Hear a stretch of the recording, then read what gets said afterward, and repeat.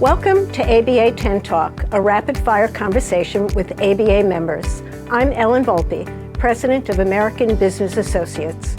My guest today is Jennifer Shapiro Lee, founder and CEO of JSL Mental Health Wellness. Hi, Jennifer. Hi, Ellen. Good to see you today. You too. Thank you for having me here. Yeah, thanks for coming. I realize that you have been in this field for over 2 decades. And I really wanted to ask you today what inspired you to be in the field and actually to build a business. Yeah, I was originally in the fashion industry. So I spent time traveling all over the place, doing sales and marketing in that industry. And it was really fun and exciting time. And I always knew that I was meant to do this. From the time I was young, I could just get along with really all sorts of people and just appreciate everyone's stories. And when I was in the industry, I had applied to grad school to switch careers, and I didn't go. I decided I ran a team. Like, why would I had a really good position that I figured like I just didn't leave. And then I experienced a hard, really life-changing event in 2004. Unfortunately, I lost my father to suicide, and he was a really successful CEO of a hospital system. Never told anyone he was suffering. I mean, in retrospect now, thinking back, I could see little things, but I really saw my dad just being this happy, really successful person. And found out he didn't tell anyone he was suffering because of the stigma around mental health and being the CEO of the hospital system in a town where everyone knew each other. So that completely changed the course of my life in so many ways. And it was interesting that I had applied to go back to grad school years earlier and didn't go. And at that point, 3 years after my dad passed, I left and I switched careers, went back to grad school, and I've been doing this ever since. Yeah, so you went to Columbia and you got a degree in social work? Yeah, I got a master's in social work from Columbia. Right. And growing the business, when did that enter the realm? Because obviously you became a social worker and you were creating opportunities through that education, but you decided to grow a business. When did that happen and what happened then?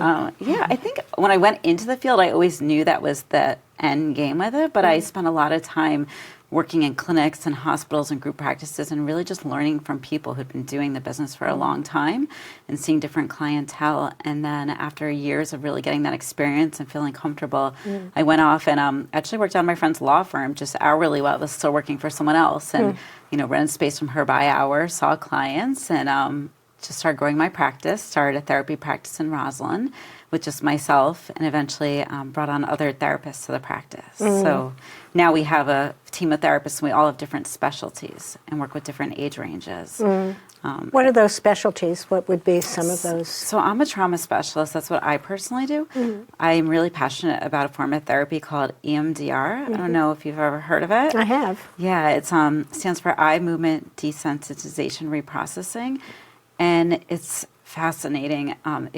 What happens in traditional therapy can happen a lot quicker results within EMDR, and I've seen it change the course of people's life, where someone may feel their whole life, I'm not worthy, or I'm not good enough, or I'm stuck, or from things they've been through, past traumas. And it's amazing after doing that form of treatment, they leave being like someone who didn't feel worthy for 50 years and then can leave after that feeling worthy the rest of their life. I mean, that's a big deal. Right. So almost sort of rewiring the framework that was established because of the trauma and having somebody see themselves from a different point of view. Yeah, that's what they say. It rewires the neural pathways in your brain. So really, I mean, it also helps with fear-based things where I had people who were actually 9/11 and flew that day and couldn't fly since and now are flying, or fear of dogs, or, it really, and they don't have that anymore. Wow, it's something new that I learned about you. I didn't realize that was one of your things. Yeah.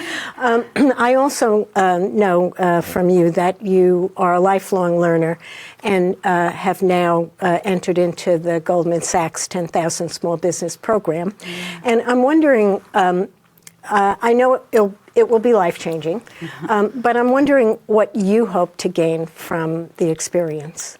I really hope to grow my business in a way that feels just right to me. It's all about helping people, what we do, and really to be able to scale that. And we're doing some programs within companies. And, being a business owner of a therapy practice and also doing some programs in companies, it's, hard to have your, like in so many different places for me to, but I really want to learn how to scale a business in a way where we can reach that macro as well, the micro level. Right now we're reaching individual families and couples. And when we go into companies, it's, I've done programs with hundreds of people in companies. And, it's interesting. Sometimes people, the employer may say this is a program you should do, and people, there's a stigma, or maybe they don't want to open up, and then they come in, and those are the people that tend to email me afterwards. And just really to be able to open the door and to normalize mental health. And when you go in a room in an organization, 1 in 4 people have a mental health condition.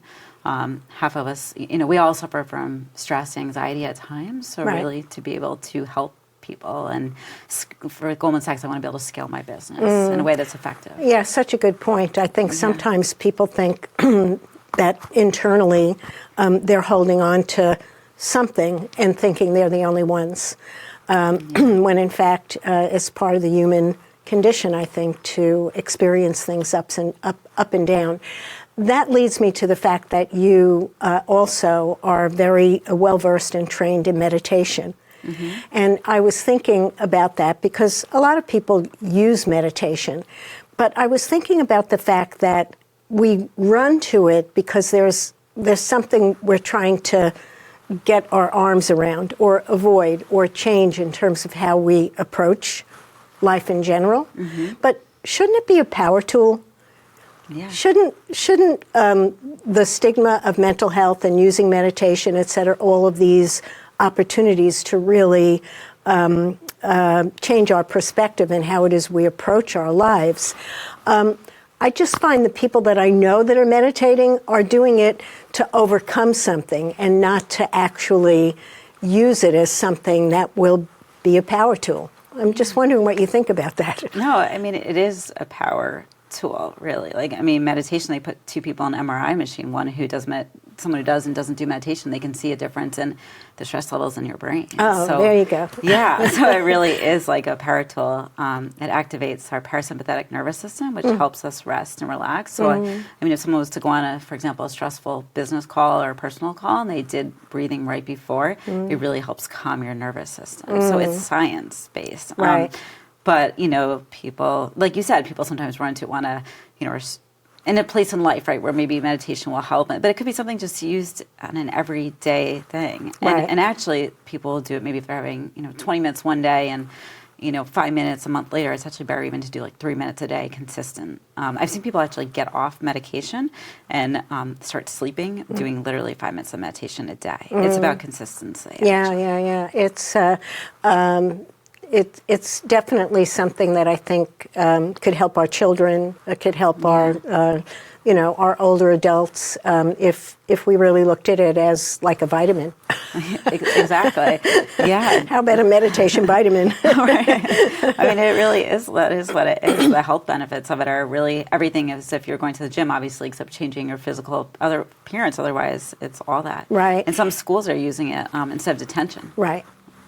For students. Yeah, I think it's incredibly important. I know that you have children of your own. Have you taught them meditation? It's funny you ask that. I've tried, because I'm their mom. They don't take it as seriously. But then I remember I went to my daughter's Girl Scout troop, and all of a sudden she loved meditation. So I try and just do breathing and things like that. And right.